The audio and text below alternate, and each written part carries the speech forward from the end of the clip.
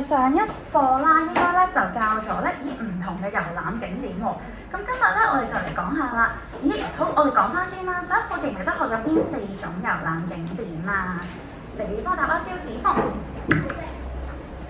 係啦，古蹟係其中一種啦。你啊，古蹟仲有啲咩遊覽景點啊？記唔記得先？唔記得就睇下前面啦。記唔記得遊咩啊？遊樂。係啦，博物館都係一種啦，仲有咧，我第5組㗎。你第5組？你第5組，你咧？自然風景係啦，仲有自然風景啦。好，仲有最後一種啦，有冇同學知係咩咧？嚟幫我試下答啊！係啦，仲有遊樂公園啦。咁我哋上一課咧就應該學咗咧呢4種唔同嘅遊覽景點。咁不過咧，我哋淨係學咗，喺香港咧有啲乜嘢遊覽景點係可以分做呢4類喎？咁我哋而家就嚟睇下啦。其實中國咧有乜嘢唔同嘅遊覽景點咧？咁我哋等陣最後咧介紹完就一齊咧，就你哋幫我將佢分類咯喎。咁我哋而家就睇咗第一個先，係啦。咁呢個係啦，大家都好熟悉啦，係啦，上海迪士尼樂園啦，係啦。咁然之後咧，佢就其實係中國咧第一間係啦，內地啦，唔計香港嘅話咧，係第一間嘅迪士尼樂園嚟嘅。係啦，咁都同香港一樣啦，好多唔同嘅遊樂設施喎。咁我哋睇下下一個啦，係咁然之後咧就係呢個啦，位於咧四川啦嘅九寨溝喎。有冇人聽過呢個地方？可以幫我舉手啊！哇，唔係好多同學聽過就話係啦。咁你知唔知呢個地方係咩嚟㗎？我哋最主要係睇咩㗎？你睇下啲圖畫，你覺得最主要係睇啲咩㗎？嗱，係啦，有啲自然嘅風景啦，係咪都會有動物嘅？係咪？咁我哋咧就睇下咯喎。有啲咩嘅咧？咁其實咧，你就可以見到啦。嗱，呢3幅圖畫啦，咁分別係代表咩咧？咁就有咧高山湖泊啦。咁因為咧九寨溝呢個地方咧係位於一個比較高嘅地方，咁所以咧佢嗰啲湖水咧就俾啲山就包圍咗啦。所以你見到咧，特別藍嘅喎，就同我哋平時咧見到嘅有啲唔一樣啦。咁然之後咧，又好似有呢個咧多重瀑布，即係咩意思啊？即係你見到咧呢度啦，有啲唔同嘅石頭咧，咁佢就會形成咧好多一層一層咁樣啦，就同普通瀑布都有啲唔一樣嘅。咁最後咧都會有原始森林啦。咁你見到好大霧喎，咁就係因為咧其實佢係位於一個好高嘅山上面啦。咁所以咧好似香港大霧山都好大霧啦，係咪？就因為佢比較高嘅，係啦。咁高處就容易咧有啲霧氣啦。咁頭先同埋都同學有講啦，係咪可以見到咧一啲嘅動物啦，就好似大熊貓啊，或者係金絲猴之類嘅。好，咁然之後我哋又睇下下一個部分啦。咁咧就係喺位於北京嘅呢個中國國家博物館啦。咁其實咧佢係展示咗一啲好多嘅唔同嘅珍貴文物。咁就由咧遠古時期去到現代咧都有嘅。咁咩叫遠古時期啊？好，各位同學，呢個知唔知咩嚟㗎？我覺得好似係啦，好似牧童笛喎，係咪啊？咁但係咧，其實呢個就唔係牧童笛嚟嘅，係啦，佢係啦，第四係咧骨笛，係啦，即係佢係用咧骨頭咧嚟整嘅。我哋平時牧童笛係用咩整㗎？知唔知？係啦，用塑膠整㗎啦。咁佢嗰陣咧好多年前，呢個係幾多年前嘅咧？大概8000年前就揾到出嚟，係啦，即係嗰陣啲人咧就整嘅。咁所以我哋就會話啦，係遠古時期啦。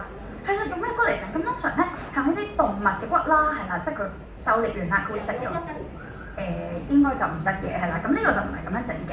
好，咁我哋睇下咯喎，近代啲啦，有呢一個啦，呢個係咩嚟嘅咧？呢個其實咧就係清朝嘅錢幣。咁啊，同我哋而家用嘅鈔票有啲唔一樣啦，係咪生得？你見到咧佢個樣咧好舊啦，同埋咧有唔同嘅一啲清朝嘅印章啊，同埋咧寫咗好多唔同嘅字嘅。咁如果各位同學如果想睇到一啲關於更加多可能一啲中國歷史嘅一啲文化係點樣形成啊，歷史係點樣形成啊？就可以去呢啲中國國家博物館啦，就去參觀啦。好，咁然之後最後一個啦，呢一個咧就同頭先上面我哋話啦，頭先有骨笛喎，咁咧就係8000年前咧，大概係8000年前就製造出嚟嘅。咁呢一個係咩嚟嘅咧？咁你見到佢個名啦，就話啦係叫做北京人遺址，係啦，咁佢都同樣係位於北京嘅。咁但係佢呢個北京人咧，見唔見到佢攞呢個括號咧括起咗佢喎？咁即係代表佢唔係真係咧。係啦，而家住喺北京嘅嗰啲人啦，而係講緊好似呢幅圖咁啊，見唔見到？係啦，佢哋有啲咧好似古人類啦，即係好耐之前咧就係啦，古代嗰時咧就存在嘅人啦。咁佢就發現啦，原來咧佢哋70萬年前已經喺度生存㗎咯喎，係咪？咁我哋而家淨係2025年啦，咁大概係70萬年前已經有人住啦。咁同埋咧，佢就係發現啦，咁你見到咧，呢度係個山洞。咁喺山洞入邊咧就發現咗，哦，原來咧佢哋係識用火啦，同埋都識製作工具嘅喎。咁即係好似頭先你都見到啦，係咪？佢都識製作啲好似骨笛啊咁樣咧唔同嘅器具嘅。咁好啦喎，我哋頭先講咗4個啦，咁我而家就想你哋幫我分類咯喎。好，咁就分咗呢一個先啦。咦，上海啦，呢個迪士尼樂園係咩類別㗎？有啲未答過嘅同學試下啊，睇先嚇。嚟多試下啦。係啦，係屬於遊樂公園咧嘅呢一個類別啦。咁隔離啦，九寨溝呢個咧，係啦，賴恩橋啊。係啦，一個自然嘅風景啦，係咪？係啦，屬於一個自然嘅風景嚟嘅。好，咁然之後咧，我哋又睇下後面咯喎。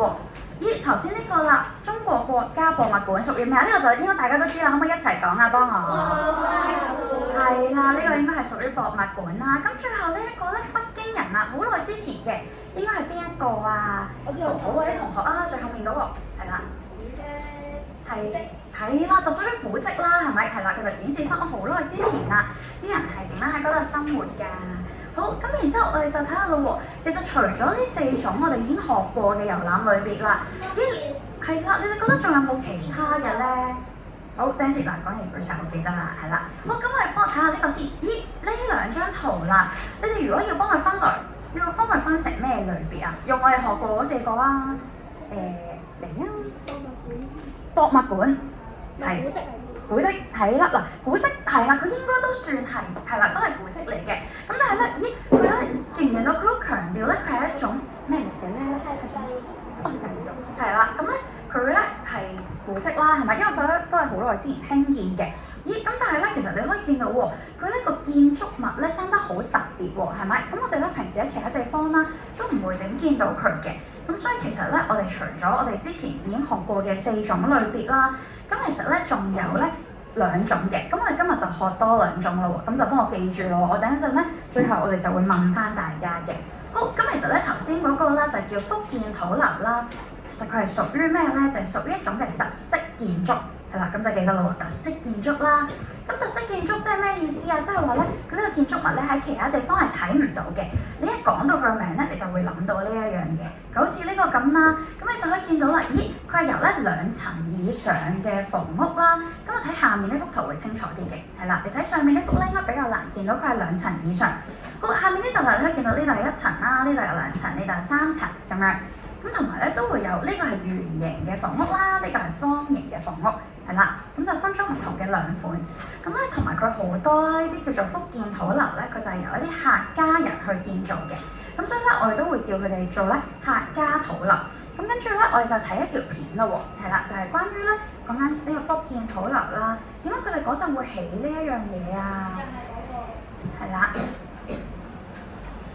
同埋咧佢有啲乜嘢特色？咁我哋就睇下咯喎。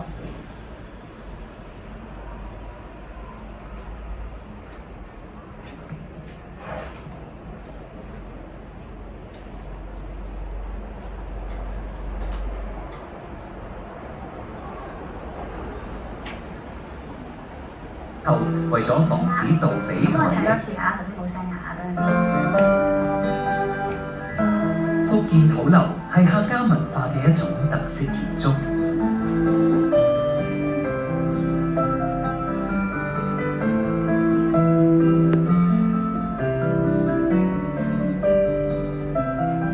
嚟自中原嘅客家人南遷之後，為咗防止盜匪同埋野獸，逐漸創造出呢種特色嘅民居建築。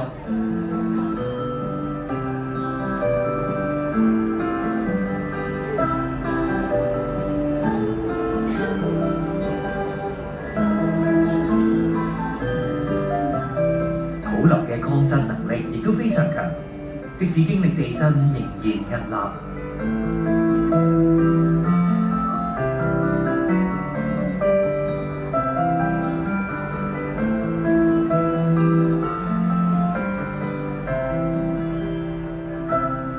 土樓嘅建築特色呼應咗天圓地方嘅傳統觀念，體現中國人敬天尊地、與自然和諧共存嘅文化。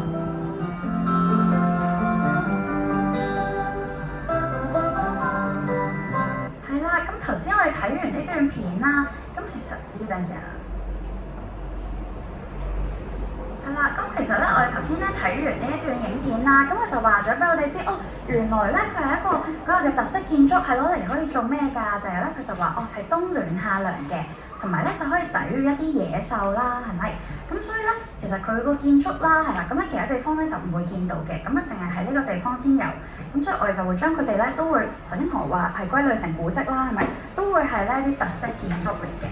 好，咁然之後下面啦，就係話咧民族風情。咁咩叫民族風情啊？呢個就係我哋今日學嘅咧第二個類別啦。咁好啦，民族風情即係講咩啊？即係每個地方咧係有自己嘅習慣，係啦。咁即係好似我哋如果係喺一啲華人嘅社會啊，我哋清明節會去掃墓啊。咁可能外國咧，佢哋會過一啲好似復活節咁嘅節日。咁即係話咧，我哋就係睇下啦，呢個地方啦，咁其實佢係有一啲咧自己獨特嘅一啲叫做係節日啦，或者係習慣嘅。咁我哋睇下啦，呢一個咧就係雲南嘅麗江古城。係啦，咁咧你哋見到佢個名咧係喎，仲有個古字喎，即係代表咧佢係好耐之前啦，都已經建造㗎啦。咁然之後咧，佢嘅風景就好秀麗啦。咁隔離咧有好多即係沿山啊，就沿海，咁都有好多風景可以睇到嘅。係啊，你去過係喎，咁好好喎。咁我睇下喎，咦，仲有啲乜嘢係嗰陣可能冇留意到㗎？好，咁然之後頭先我哋就等陣先啊，我哋睇呢度先啦，係啦。咁我就話咧，咦，佢係一個咧。就話係民族風情啦，咁其實嗰度有啲咩人住嘅咧？咁其實咧係一個少數民族嘅古鎮，係啦。咁啲係咩少數民族咧？就係呢度啦，就話啦係納西族。咁佢哋咧會有一啲好特別嘅節日啦。咁你可以見到咧會有一啲叫做係納西火把節，係啦，即係好似咁樣啦。佢會將啲火把咧就插喺地下，然之後咧就好似慶典咁樣啦。大家咧就圍住嗰個火把就唱歌跳舞，咁就寓意咧係一個大家都平安啊健康嘅一個習俗啦。咁然之後咧佢都會有一啲特別屬於佢哋嘅一啲民族音樂，咁就好似納西古樂啦，係啦。咁我哋咧可以聽一小段俾你哋 feel 下啦，係啦。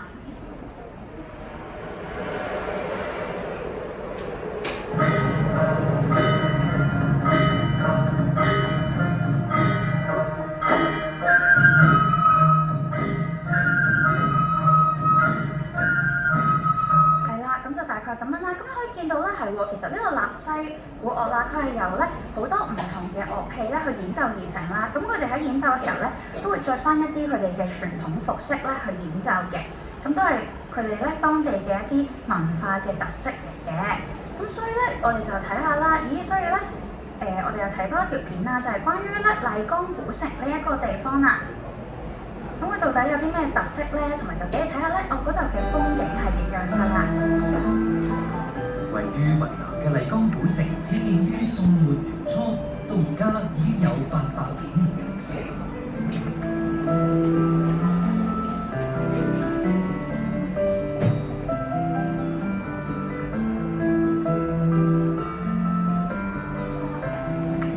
麗江古城係眾多中國古城之中唯一冇城牆嘅古鎮。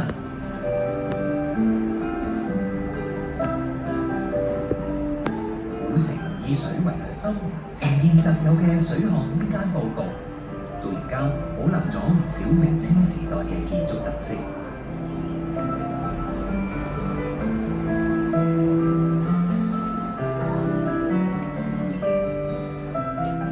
過去10年，有唔少人認為古城過度開發商業項目，不過近幾年，麗江市政府投放資源改善衛生、通訊、水電供應設備。並本住修舊研究、維持原貌嘅精神，保育麗江古城。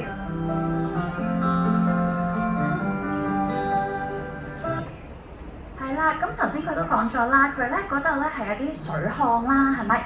咁所以咧喺啲街道入邊啦，其實咧佢好多呢啲叫做河流啦，同埋咧佢哋其實都係俾山啊同埋水咧就環繞嘅。所以除咗我哋可以喺呢度咧可以見到一啲叫做係民族風情，即係呢啲納西嘅族人啦，佢哋有啲咩唔同嘅節日啊，點樣慶祝咁樣嘅文化習慣之外啦，我哋都可以咧喺嗰度觀賞到咧好多唔同嘅自然風景嘅。好，咁然之後就睇下面咯喎，咁所以頭先我哋就學咗2個新嘅咯喎，咁就記得啦，就有咧呢個特色建築啦，同埋呢個咧民族風情啦。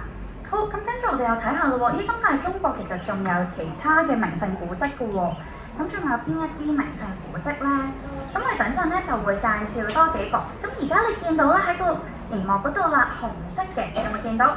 就係等陣咧我哋會介紹啦，係啦，我哋會介紹咧就係兵馬俑，咁就位於呢度啦，西安。咁然之後咧呢個龍門石窟啦，然之後咧頭先麗江古城喺呢個入邊啦，見唔見到？係啦，咁咧即係俾啲咧河流就包圍住嘅。咁然之後頭先嘅土樓喺呢一度，咁所以你哋可以見到喎。我想問下啦，係咪咧嗰啲名勝古蹟淨係集中喺一個地方㗎？定係分散喺好多地方都有㗎？係啦，分散喺好多唔同地方啦。咁所以咧就唔係淨係得一個地方先有嘅。咁我哋又睇埋後面咯喎，仲有啲乜嘢名勝古蹟咧？好，就呢一個啦。咁你哋書咧都應該有嘅，第36頁係啦。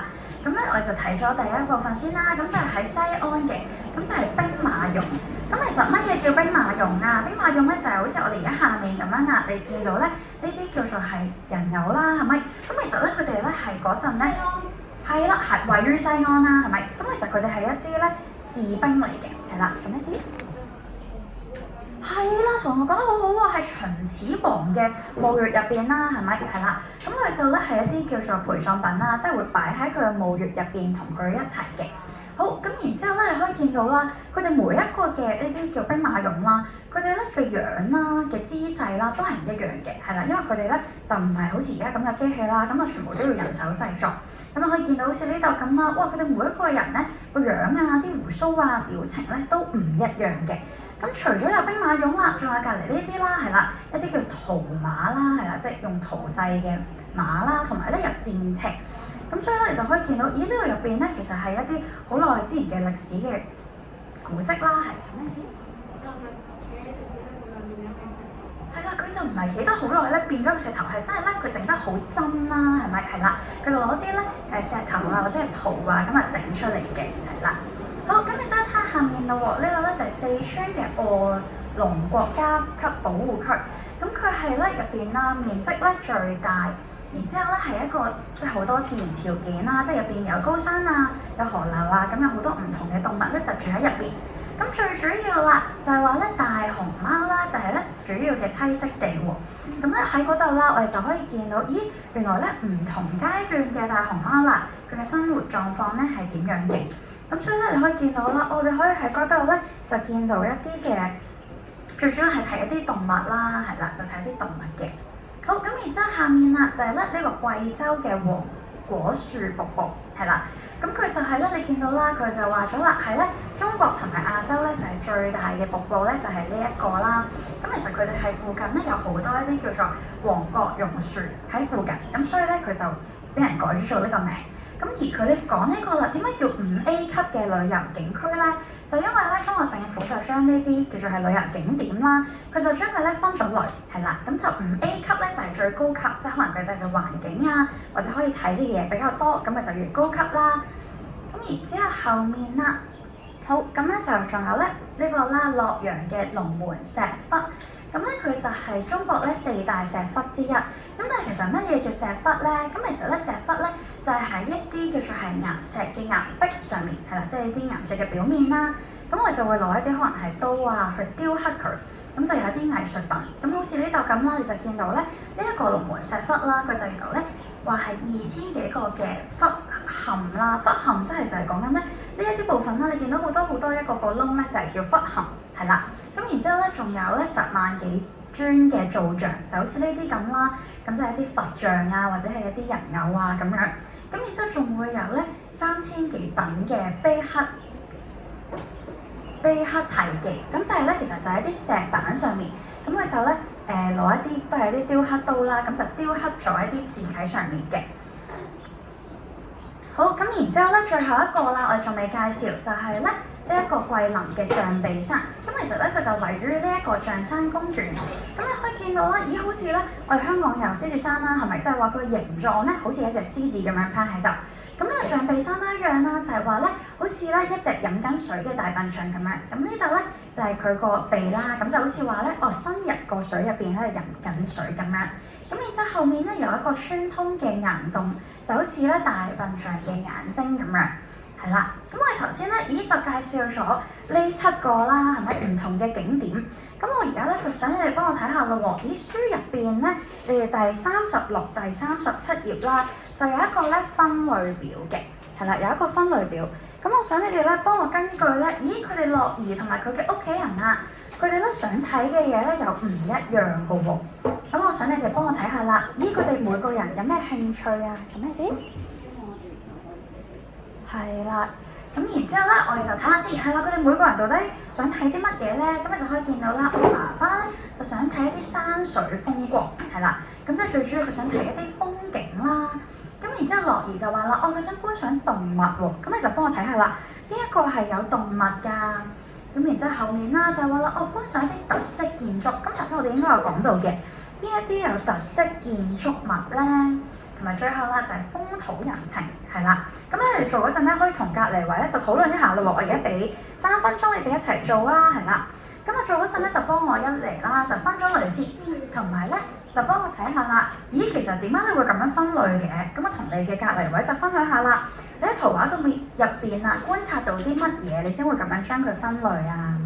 係啦。咁如果3個人嘅同學就一齊討論啦，3個同學仔就。咁等陣我哋3分鐘之後啦，咁我就問翻你哋咯喎，點解係咁樣嘅分類咧？你會咁又同埋啦，你喺圖畫度到底見到啲乜令你咁樣分咧？咁同隔離位討論下咯喎，咁同埋留意啦，係啦，答案咧係可以多於一個嘅，咁唔係淨係得一個答案啦，係啦。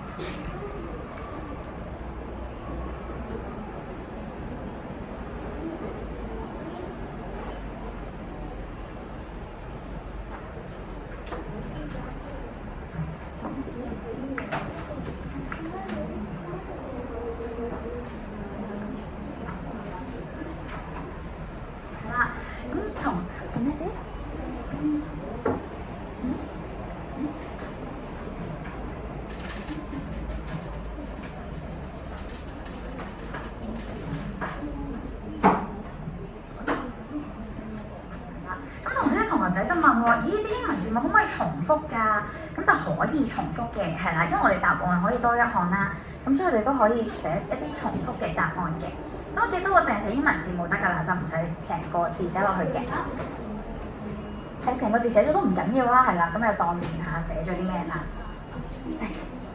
係啦，咁同學仔提咗你咯喎，第幾頁啊？呢個係就係呢兩版嘅啫，係啦，就係你而家填嗰兩版，係啦。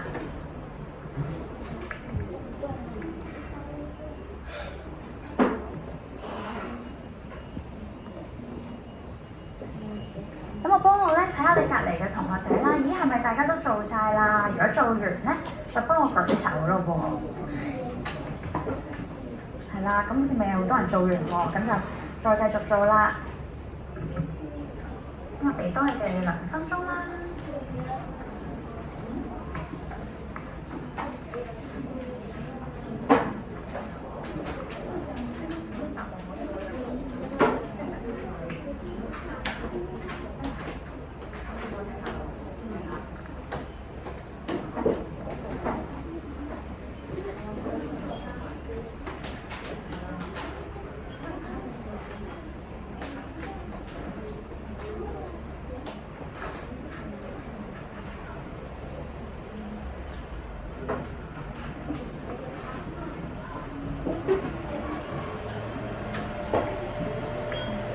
係啦，咁做完嘅同學可唔可以幫我舉手啊？係咪大家都做完啊？係啦，咁咧好多同學都做完啦，咁啊我哋就嚟對下答案啦喎。咁我想問下啦，咦佢話啦，爸爸就話啦，我咧就中意睇一啲嘅山水嘅風光喎。咁即係話啦，咦爸爸要去邊幾個景點啊？係啦，後面嗰個同學仔啊，F 或者 C 睇下先啦。嗱係喎，F 咧同埋 C 都係喎，點解嘅？點解你會將佢分落呢度嘅？係啦，你喺幅圖度見到咩啊 ？C 先啦 ，C 有啲咩啊？係啦 ，C 有啲咩啊？有瀑布啦，係咪？係啦，有瀑布啦。咁你見到咧，佢係有一座山啦，喺陽山嗰邊嘅。咁然之後咧，同埋啦，好頭先同學仔仲話 F 喎，係咪？係啦，咁 F 咧都係屬於一啲自然風景啦，係咪？咁所以咧，我哋都會去嗰度睇嘅。咦，但係好似仲少咗一個喎，有冇同學可以幫佢再補充啊？賴恩橋啊，E 係咪啊？點解你會揀 E 嘅？古城咧，佢仲有一個係啦，同學仔講得好好喎。除咗啦，我頭先話咗啦，麗江古城咧，除咗河流山啦，係咪？其實咧，佢係俾呢啲風景咧係環繞嘅。咁所以咧，頭先我哋都有講到啦，佢風景好秀麗啦。咁就唔係淨係咧睇一啲嘅佢哋嗰個嘅特色嘅人情嘅。咁所以咧，我哋就對翻答案咯喎。咁你就幫我睇下你啱唔啱咯喎。如果唔啱咧，就幫我抄翻啦。咁爸爸咧就應該係 C 啦、E 同埋 F 嘅，係啦。如果寫多咗或者寫少咗，就幫我補充翻啦。係做咩事？有咩題？我哋答問題係嘛？我哋等陣先啊，係啦，我哋未下一條喎，係啦。咁我哋然之後睇下呢一個咯喎，咦樂兒啦，佢就話啦，佢想咧觀賞動物喎。咁呢個應該淨係得一個嘅啫，係啦，淨係得一個嘅啫。郭子豪啊，B 係啦，應該淨係得 B 咧係觀賞動物啦，係咪？因為你都可以見，sorry 嚇，係 sorry，係啦，你都可以見到咧，應該咧得呢一個啦，係有大熊貓啦，係睇嘅，係啦。咁我哋最主要頭先都講咗啦 ，B 啦呢個卧龍國家級保護區最主要係睇動物啦。咁所以我哋又對下呢個答案啦喎。如果咧你哋寫多咗啊，或者寫少咗，咁啊睇下啦，咦有冇寫錯啊？咁就唔好同學仔咧温書就温錯啦。好，咁然之後我哋睇下後面啦喎。媽媽就話啦，我中意嘅咧觀賞呢啲特色建築，係啦，特色建築嘅話咧，我應該係邊幾個咧？有冇話？睇下先啊，博天，我都差唔多，咁你自己揾下先係啦。有冇人同我哋答問題？好，燒點同係啦 ，E 同埋 G 睇下先啦 ，E 同埋 G，E 係麗江古城。同埋 G 嗱，福建土樓咧，頭先我哋講咗啦，係一個特色建築嚟嘅。咁但係咧，麗江古城咧，佢就比較特別少少啦。雖然頭先咧，我哋可以喺呢條片度見到啦，其實咧佢係一啲比較特別，即係點講咧，係一啲古建築啦，係咪？係啦，就保留咗即係中國咧古時嗰種模樣。咁但係因為咧，唔係淨係喺麗江古城呢個地方先有嘅，係啦，即係好多地方啊，可能係北京啊，或者係其他唔同嘅地方啊，都會咧仍然係保留呢種古式嘅中式建築係啦，咁所以我哋如果要話啦特色建築啦，同學仔好好啦，話有 G 咯喎，咦唔知仲有邊啲其實都係建築物嚟㗎？係啦，有冇可以補充㗎？你幫我補充啦。A 同埋 D 係啦 ，A 同埋 D 咧，其實頭先啦同學仔講得好好喎 ，A 同埋 D 咧都係一啲屬於特色建築啦，因為咧呢一個啦 A 咧你可以見到啦，兵馬俑咧。佢係喺頭先我哋講咗喺佢嘅墓穴入邊啦，咁所以咧其實我哋睇嘅時候咧就唔係淨係睇嗰啲陶製嘅人偶嘅，仲會睇埋咧佢成個墓穴都係嘅。咁然之後頭先龍門石窟啦，頭先講咗啦，佢係用一啲喺岩板上面就去雕刻，咁就雕刻啲藝術品。咁所以咧其實佢都係屬於一種我哋叫做係特色建築嘅。咁所以咧如果係咁嘅話咧，媽媽啦就應該係 A、D、G 啦。咁啦，呢個可能比較多同學仔咧就搞錯啦，咁就睇翻咧喎，呢個應該係 ADG，咁你就幫我改翻啦，你哋就係啦。做咩事？答問題係，等陣先，係啦，答問題等陣先。係啦，咁就幫我改翻啦喎，睇下你隔離位有冇改啱啦喎。係啦，你係咪答問題？可唔可以重複？可以啊，可以重複㗎。頭先我哋講咗啦係啦，啲答案咧可以重複，都可以多於一個嘅，係啦。咁所以我哋睇埋最後咯喎，咦？佢仲想了解咧，阿祖母就想了解一啲風土人情啦。咁風土人情應該係邊一個啊？咁應該頭先我哋得唯一一個啫。咁我一齊同我講佢個名啊，我唔要數字嘅，係啦。所以係咩地方啊？係啦，雲南嘅麗江古城啦，係咪？咁咧應該風土人情嘅話咧，就淨係得呢一個啫。咁所以咧，我哋就對晒啲答案啦喎。咁咧，你哋就幫我睇下啦，係啦。呢個嘅答案啦，有冇邊一啲咧係你哋本來係寫錯或者係唔正確嘅啦？咁就幫我寫翻啦，睇下隔離位寫好未咯喎？如果隔離位都寫好咧，就幫我舉手啦，係啦，係啦，隔離位都寫好就舉手啦，係啦。咁寫好嘅同學就放低手先，係啦，我哋等埋其他同學啊，因為都仲有幾多同學係啦，放低手先，係啦，寫完就放低手啦，因為都仲有幾多同學未寫完啦。佢講咗未啊？佢點啊？郭子豪、林俊樂又係新啊，份啊。係啦，咁咧寫完咧，我哋就睇翻後面咯喎，呢一個部分啦。咁我哋咧就做一個總結咯喎。咁頭先咧，咦記唔記得啊？我哋今日咧一共係加埋之前嗰堂啦，我哋學咗幾多種嘅景點分類啊？你幫我答啊！係啦，我哋一共咧就學咗6種嘅景點分類喎。咁我想問下你哋啦，咦？咁我哋上一堂學到邊4種啊？可唔可以再幫我講一次啊？呢位同學啊，係遊樂公園，仲有咧係自然風景，仲有咧古蹟，仲有咧係啦，自然風景、遊樂公園、古蹟，仲有咧博物館，係啦，仲有博物館啦，係咪？咁咧，所以啦，嗱，咁然之後啦，今一堂啦，咁我哋又學多咗邊2種嘅遊覽景點啦，可唔可以一齊講啊？福建土樓係乜嘢啊？記唔記得？係啦，特色建築啦。咁而我哋頭先話啦，麗江古城啦，佢有納西族啦，有啲特別嘅風俗文化喺入邊嘅。咁如果係咁嘅話啦，我哋又會將佢分咗去邊一類啊？咁就一齊講啦喎，又係。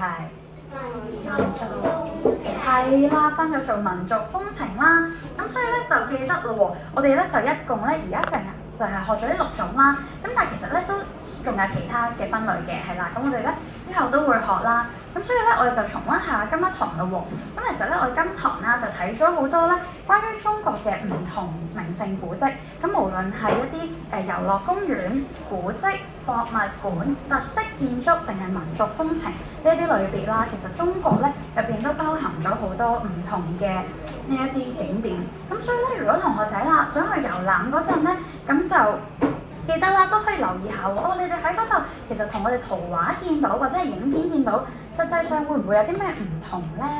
咁啊或者啦，哦，如果你係可以去好似麗江古城啦，咁你就可以咧親自去體驗下咧嗰度嘅風俗民情，係啦。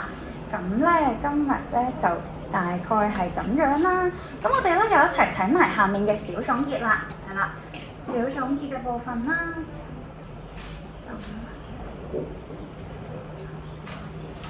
係啦，咁其實咧中國咧就有好多唔同嘅一啲叫做名勝古蹟，咁其實咧好多啦都係一啲咧自然風景啦，同埋咧一啲文化遺產嚟嘅。咁所以咧，我哋如果去參觀嘅話啦，同我哋上一課學都一樣啦。我哋去參觀呢啲嘅時候啦，就要遵守嗰度嘅咩啊？係啦，遵守嗰度嘅規則啦，愛護係啦，愛護環境啦，就要咁樣做啦。咁所以咧都要記得啦，我哋要遵守翻呢啲規則。咁下一堂咧，我哋就會睇下，咦呢一個個案啊，佢發生咗啲咩事咧？咁我想你哋翻去嘅時候咧，就幫我睇下呢一個新聞，係啦，咁就睇咗先。咁我哋下一堂咧上堂咧就會開始討論啦。呢一個個案啊，你覺得有啲咩問題啊？有啲咩做得唔好嘅地方？同埋咧，我哋去遊覽嗰陣，到底應該要遵守乜嘢類型啦，或者係點樣嘅規則啦？係啦，咁咧今日嘅課堂咧就差唔多係咁樣先啦，係啦。咁咧你哋可以咧準備住下一堂嘅嘢先啦，係啦，可以準備住下一堂嘅嘢先啦。因為頭先我哋咧早咗開始，係啦，我哋早咗開始啦，我哋嘅課。咁所以咧，或者係啦，你哋都可以咧睇住嗰個我哋嘅睇呢個嘅新聞先啦，係啦。咁你睇咗咧，翻屋企就可以唔使再睇啦，係啦。做咩事？出嚟揾下。呢個係你㗎係嘛？